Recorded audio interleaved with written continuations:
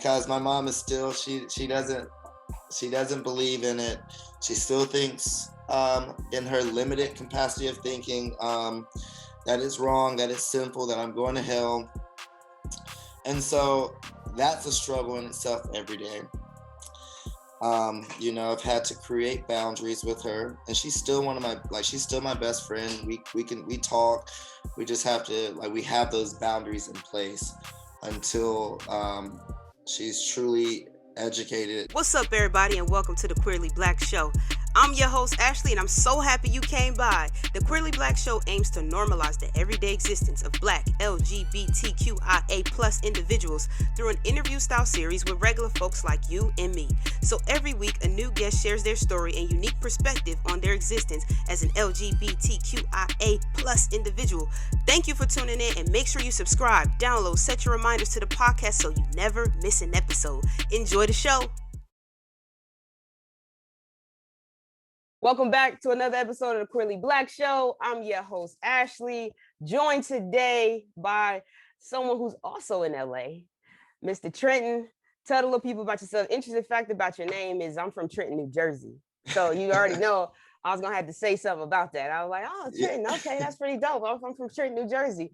So tell the people about yourself. Hello, everyone. So my name is Trenton. I'm not from Jersey. I'm actually from Alabama. Born and raised in the South. I'm 31. I currently live in Los Angeles. I dance professionally. I have been dancing for about 11 years now. On the side, when I'm not dancing to kind of compensate for money, I bartend. So I'm always in the nightlife. I see a lot. I hear a lot. But it's interesting for sure. Awesome, man. Well, look, so before we get into everything, the first question I always ask is, when was the first time you encountered your sexuality? So when did you know, I like the fellas? Yeah. Being raised in the South, especially Black in the South, very faith-based upbringing. I really never really allowed myself to really think about stuff like that. And so it wasn't really until I was in junior high, I watched a movie. It was actually Brokeback Mountain, which is so funny. But this secret life of this love, it kind of sparked an interest, but it wasn't anything that I considered myself to actually have feelings. It was just something that was there. And then as I grew up within high school, I just started finding attraction in not necessarily men, but just in everything. I was just finding attraction in just the human body and different personalities. And I was like, wait, this happens to be a man. Why am I feeling this way? What's going on? And so it wasn't really until I moved from Alabama that I was able to explore that and come to terms I actually do think I like men. Just because I was so brought up in the church and it was just so, taboo. So I didn't allow myself to even go there growing up. So once I was able to move out, kind of create my life of what I wanted to be, I started exploring things. Awesome. And how old were you around this time? I'm about 19. 19, okay. College age. So 19 was probably the first time that I actually considered myself to possibly be queer or anything other than, your normal straight male.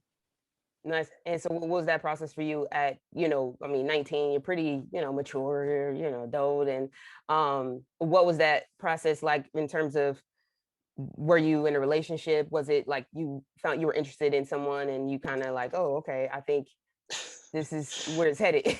Yeah, no, honestly, for me, it was exactly what, what people say who don't really understand this life or who are ignorant on the fact. I thought it was a phase. I thought I was just going through a phase. This was something I was just having fun. I was just exploring things. I need to say first and foremost, my first love before anything is God. I have a Absolutely. really great relationship with God now.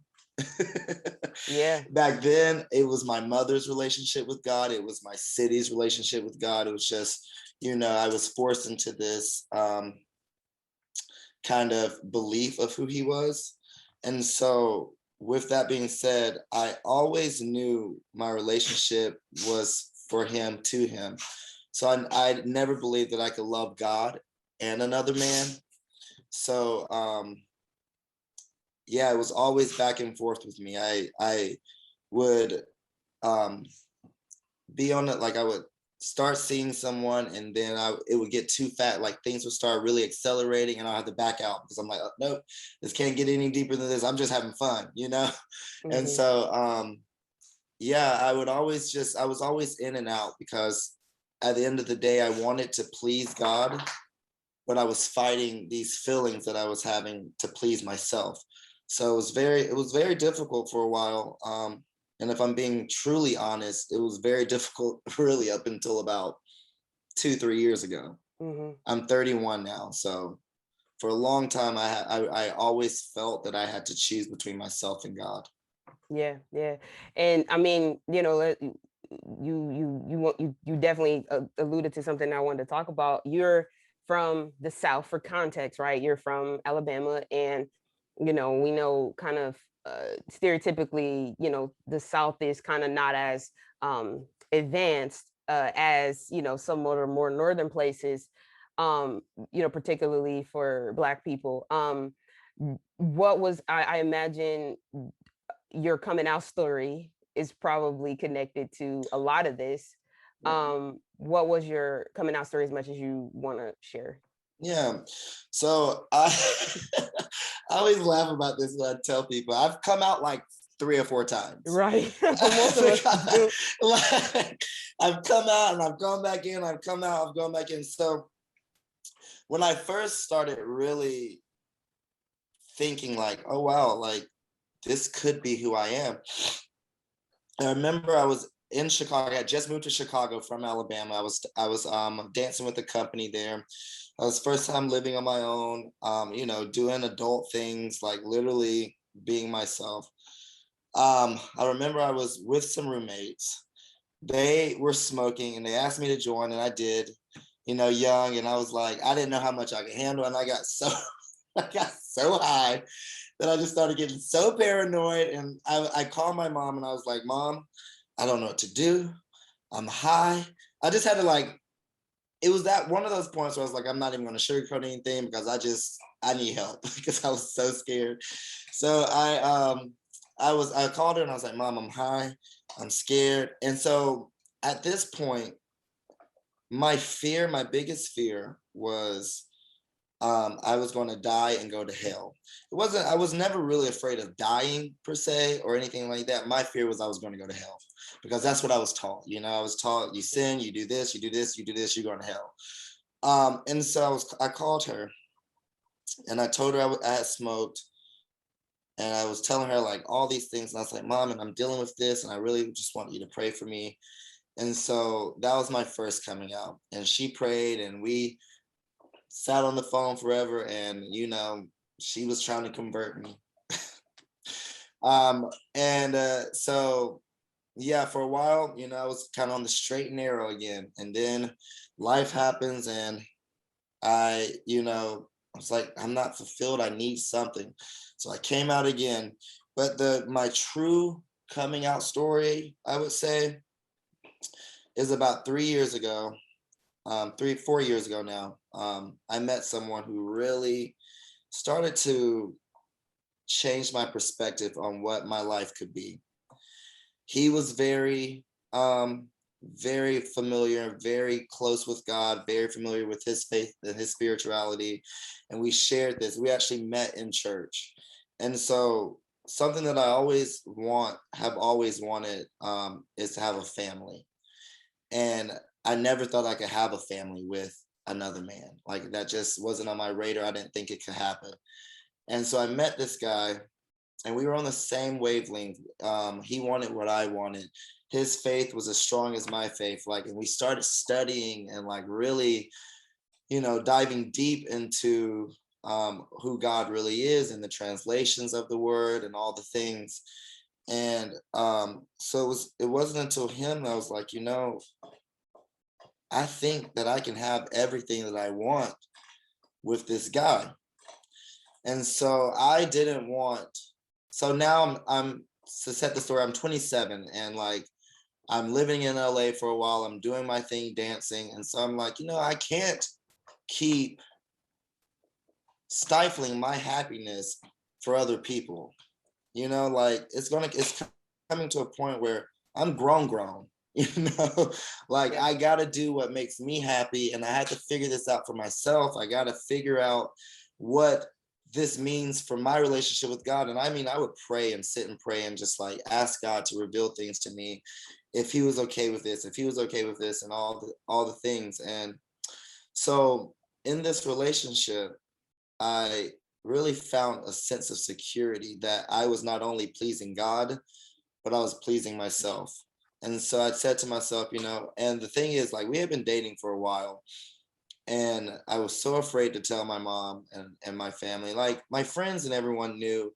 Like, I don't necessarily it's definitely a part of it. Telling your friends and your close circles that you're queer, gay, whatever, is a part of it. But when it's the people who, like, that you really believe are going to hold you back and hold you down, try to change you, when you come out to those people, my mom, my father, mama and daddy, once mama, daddy, and grandma cool with you being gay, honestly, everybody else, hey, it don't matter. You either with it or you ain't. You either with me or against me. Yeah. So when I came out to my mom, I remember I went home and I sat down. I was like, Mom, I just got to tell you something. And I was like, I couldn't even. It was so hard for me to get it out. And she was like, I already know.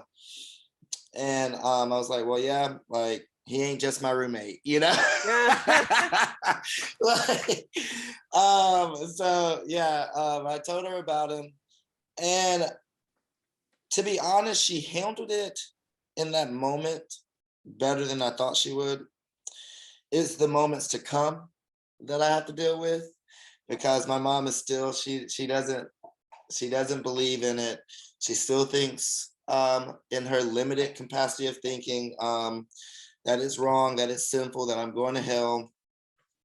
And so that's a struggle in itself every day. I've had to create boundaries with her, and she's still she's still my best friend. We talk.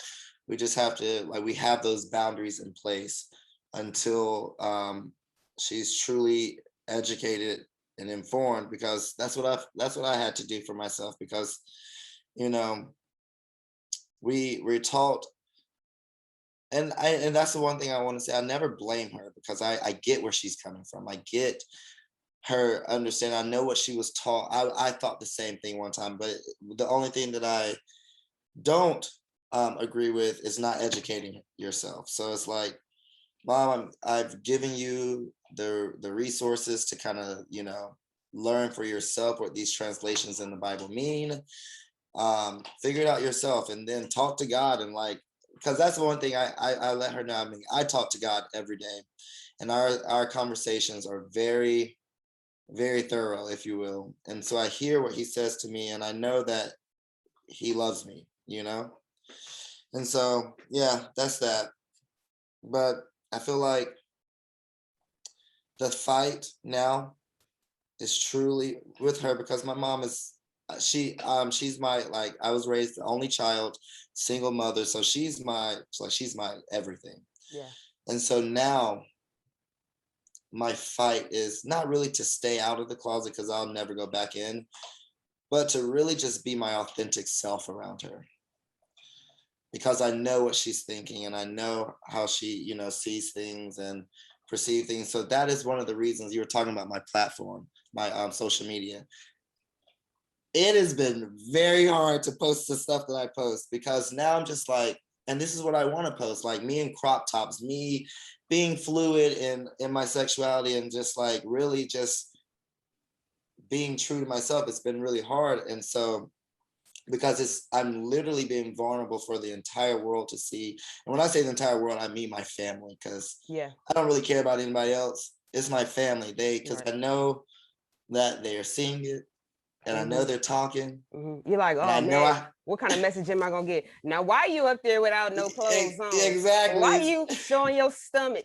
exactly, All those little things that are like a part of like your freedom yeah, are gonna be criticized by the people who matter to you, and that's such it's such a powerful journey that a lot of people go through, right? Like when you're expressing yourself through attire, essentially, or through your mannerisms, they call it code switching. Like you feel like you gotta like, okay, who am I around? Like, can I really like snap my hand if somebody says something that I'm really interested in? Or, like, can I sit with my legs crossed, or like, with my butt halfway hanging off the chair? Like whatever is natural to me.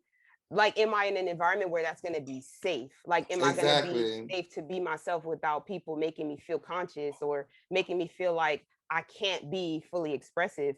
How did you strike boundaries like with your mom? Because right now, you talk about like having your own relationship with God, and prior to that, it was, the influences of like your mom's relationship with God and where you're from. So how were you able to reconcile that? Because of course, most people in coming out or even before that go through like, the Bible beating. And it's hard for some people to reconcile, like, I feel like God loves me, but at the same time, like I'm being told that he doesn't. So yeah. like being able to get to a place where you have your own relationship with God, how did you reconcile that? Honestly, that's exactly what it took. It took me really just like wanting my own relationship with God. I surrounded myself with like people that really fed into me, whether spiritual or secular. So it just made me really begin to love who I am. And then I'm like, okay, you're taught that God loves everyone. This God is like, you're taught all the good things about God and how he's just, he shows his grace and his mercy. He has plans for his people, like all these things. And so it's like, I'm doing right. I'm living a life that I think is, justifiable. I'm my morals are pure, my intentions are pure. Like I'm trying to live a devout life. How can God not love me? And I'm starting to love myself. And so I just really started to just like really find my own relationship with him. And reading the word, and especially with my ex, he's very like fluent and just like knowing how to translate the Bible and knowing how to like dissect it. And so I would sit with him and we would talk and stuff. And one of the a really good book is called God and the Gay Christian. And it basically talks about how like homosexuality was not even ever put in the Bible until the 1900s, like the early 1900s, 1920s or somewhere around there. And it's like, okay, I thought that word has been in the Bible forever, And like if you do your research and really expound on what these people are saying, it's not what they're saying. It's like the word that they translated into homosexual was a word for like pedophilia to little boys. And in the, limited knowledge and the ignorance of the people who were translating it, that's how they came up with homosexuality, which is just like, what? What? And so no, I guess it just took me really wanting to, because I didn't think I was wrong. It's just like I know that I'm trying to be what God wants me to be, and I can't shake these feelings, and I can't get past this. So what is it about me? Like, and so did God create me just to go to hell? You know, like, was I created to go to hell? Or if I wasn't created to go to hell, was I created to be miserable on this earth because I can't love who I'm, naturally drawn to? And so, yeah, I was just like, I want to find out for myself. I want the relationship.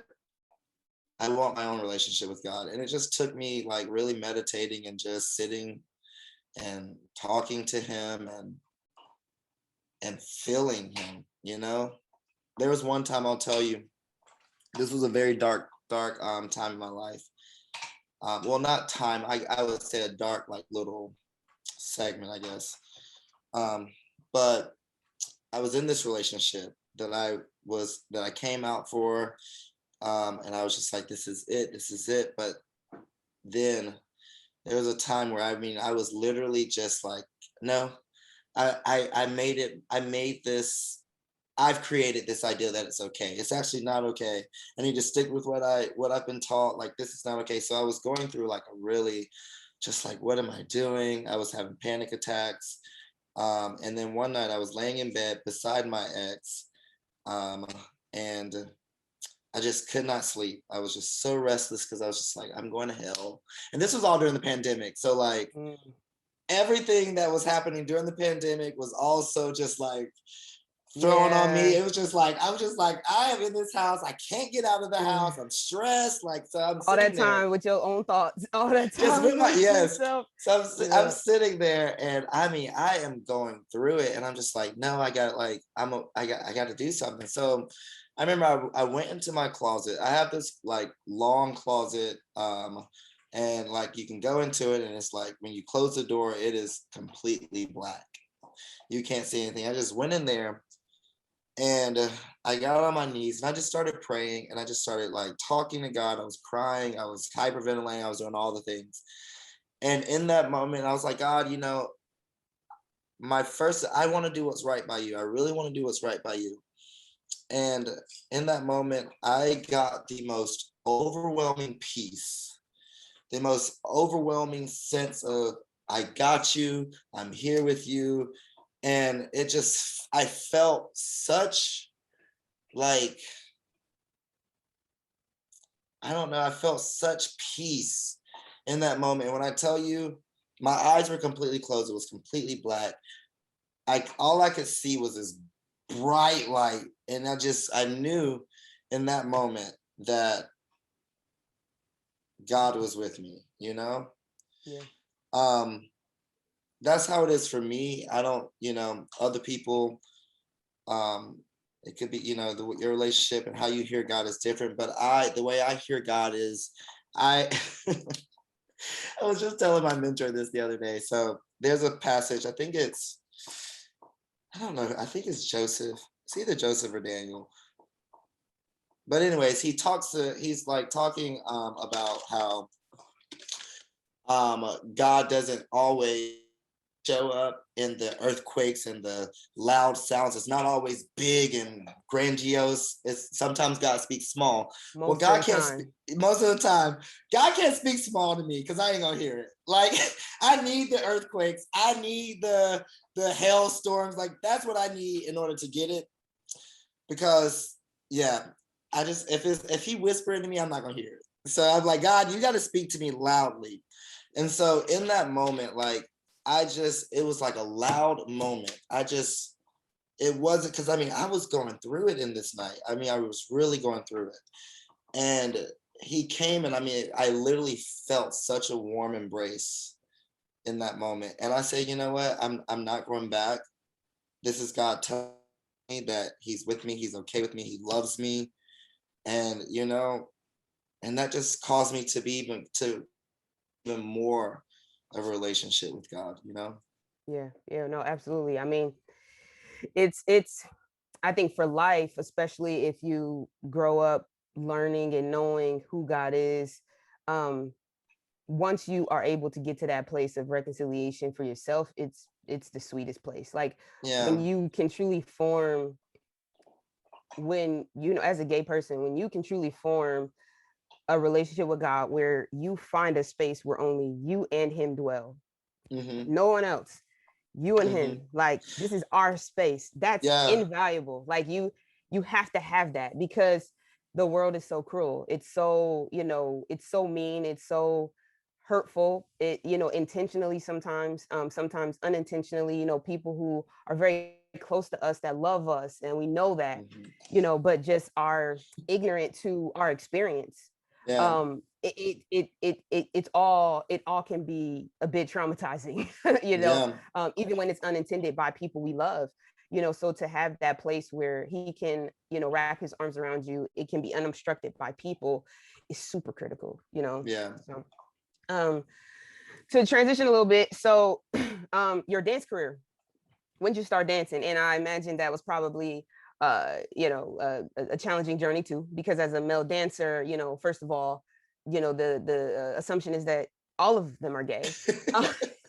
And so then for you, with the added, pressure of like, you live, where you live, people believe what they believe, and just trying to be expressive in that way.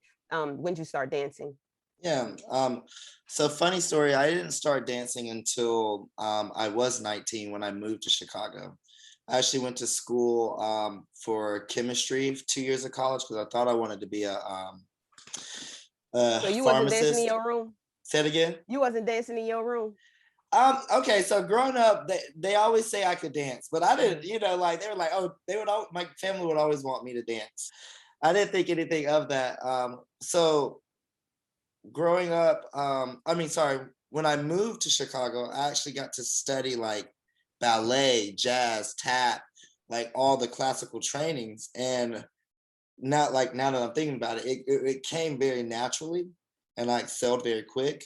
So I guess I've always been dancing, But I didn't get my actual professional training until I moved to Chicago. I was 19, and yeah, it was difficult because everyone assumed that the male dancer is gay.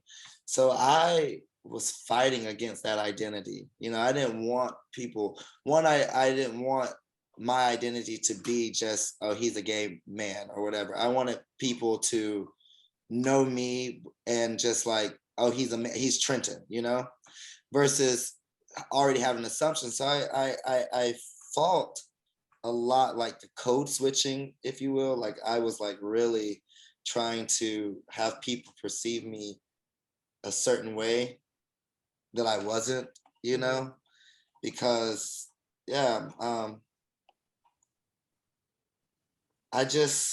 because of all the associations, like there were so many like preconceived notions and assumptions that are made about certain things, and so it makes you like not want to identify with it. I think even outside of being gay, right, it's like as a Black person, right, well, our hair is not naturally permed, but if you wear your afro or you wear your natural hair, if your hair looks like Jay-Z's look right now, it's like you're unkept, you're not, well groomed, but it's like this is what we look like. It take it take longer to do some of the natural hairstyles than it do to have your hair permed, and like the upkeep of that is harder, to really embrace who you truly are. So it's like, I can imagine as a male dancer, same thing. It's like, people have all these things that they say about you before they ever even meet you. It's like, oh, he's a male dancer. Oh yeah, we know what that's about. And it's just like, well, but no, like you don't know me though, Exactly.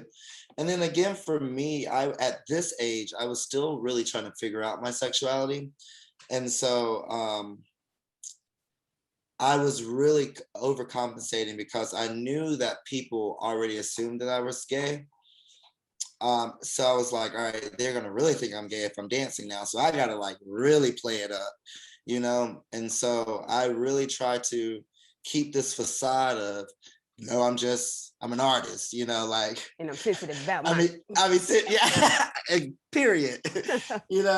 So yeah, it was definitely interesting. That's why I said I came out a couple of times, because it was like, I'm like, all right, y'all know it. I'm like, of course, but no, I'm not. Nope. Right. Just because you think Just because my booty stick out like this don't mean I'm gay. Don't even be Listen. looking at me like that. Right. Yeah. Yeah, no, it's a process, man. And I'm glad that, obviously you are out and you're, sharing your story and Me going through that too. process of healing. It's incredible to watch. Nice. So what do you have, like, coming up in terms of, different projects or anything in the near future? Yeah. So one thing, I just filmed a pilot, my first pilot ever. And so it's in editing right now. It's a pilot presentation. So like it's in editing right now, and they're gonna see about pitching it to different networks. And so That's it's awesome. a really cool project. And I'm really like confident that it's gonna go somewhere. So Claiming it, yeah. I'm claiming it. For Yeah. sure. That's awesome, man. That's awesome. Well, Yeah. good. So I got two more questions for you. If you had a theme song for your life, what would it be? Ooh. I automatically went to the Jeffersons moving on up because that's what's happening in my life. Like I'm really learning myself so much. I'm growing. I will say this last relationship that I was in, the one I've been talking about, it highlighted a lot of things in me, a lot of insecurities, a lot of, like personality quirks that I have, all the things. And so um when I say that I am on a growth journey, I really am. I'm in therapy. I think I think every Black person should be in therapy because 100%. this world is trying to beat us down and kill us and everything. And I It's like, so critical, yeah, man. like I said, like I'm really, really on a growth journey of figuring out myself, of like really discovering where my insecurities come from, like really understanding where, because I realized that one of the things that I had was like control issues. I needed to always be in control. I would start to manipulate things to stay in control. And so I don't like that about myself. And so I say that I am really moving on up because I'm being vulnerable on my in my life. Like I'm reaching out, I'm talking to people, I'm inquiring, I am just putting everything out there, and I feel myself really elevating and really becoming the man that I'm meant to be in this world. um and it makes me happy. Yeah, that's good. It really makes me happy. Yeah. um It's I'm nothing like, really myself. I'm really learning to love myself. yeah, there's nothing like it, being able to go to sleep at night and be happy about who you are, because I Yeah. always say, even as you go through life. I'm the oldest of three girls. And I tell my sisters all the time, as they're going through life, I'm like, listen, you don't have to justify your life to me. When you go to sleep at night, you know what keeps you up. You Yeah. know the things that, the areas that in your life that are unsettled, and use that as a tool, use that as like your guide, or Hmm. the voice of God telling you that these are places that I need you to dwell. Like I need you to focus on these things, right? And so just amazing when you can recognize, like, I go to sleep at night and I'm happy about who I am. That's Yeah. amazing. It Yeah. is. It really is amazing. Awesome. So So, yeah. last question. If you had advice for someone going through their own queer journey, what would it be? Um, to love yourself 100%. Um, don't be hard on yourself because it is just that, a journey. Um, to really seek community, people who will build you up when life is tearing you down, and to just keep going because it truly gets better. I know that's like very cliche, but it truly gets better. There's never in a point in our lives that I believe that we don't stop growing and learning, Yeah. so the more you learn, the better you are, the better you become. So just keep going and love yourself. Yeah. I I think love that's the that. biggest one. I love that. Awesome, man. Well, tell the people where they can find you. Yeah, so I am on Instagram. My handle is Trenton DWTREN10DW. But yep. Awesome. Well, thank you so much, Trent, for coming by, sharing your story. We really appreciate that. And y'all already know, man, it's another episode of the Queerly Blax Show. I'm your host, Ashley. I'll catch y'all on the next one.